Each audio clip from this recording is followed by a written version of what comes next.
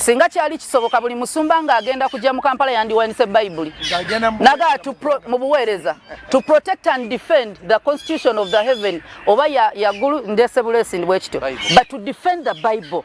Now omusumba yenna atasobola ku defendinga Bible oli omu kubagirwanyisa. Kati pastor buli ekiri mu Bible kye yagirako Yesu agambye nti ennyumba y'esi ya kusasula essala si ya kusasula kyalina okuba.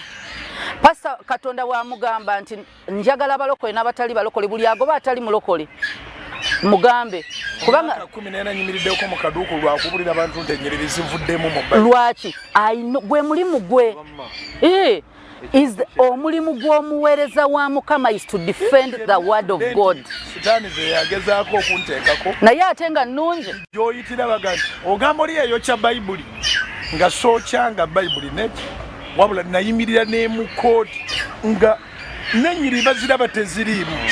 Bayibuli emu gye siwandiise ennyiriri mweziri Bayibuli endala gye siwandiise ennyiriri teziriimu endala za bitundu natuuka mu kooti y'eggwanga because of this word.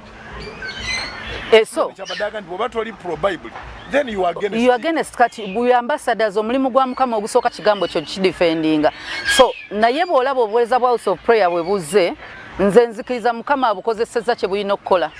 Era abalijja balitandikira okwo abajja mu House of Prayer oba ne mu Uganda naye pastor taliwo okusanyusa muntu.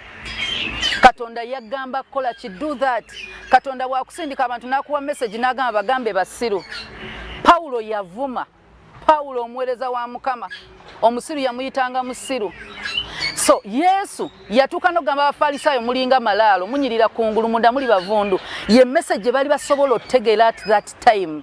Nti waliyo omuntu kati nja kugereza waliyo omuntu nga bwe natuula naye ne tunyuma mugamba omanyi kola bwoti ne bwoti olulimi talumanyi.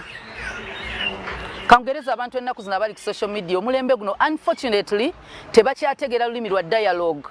Tosobola mugamba nti tutuule twogere. Olulimi lwe bategeera luli confrontation ompankuwe awangula kati ojja kusanga nga n'enjiri Katonda agenda gireetera mulembe gwe gumu. So omulembe guno ogutali gwa kutuula wulira Katonda agenda guleetera obubaka bwe bumu buli direct. Download the Salt Media app from the Google Play Store and the Apple App Store.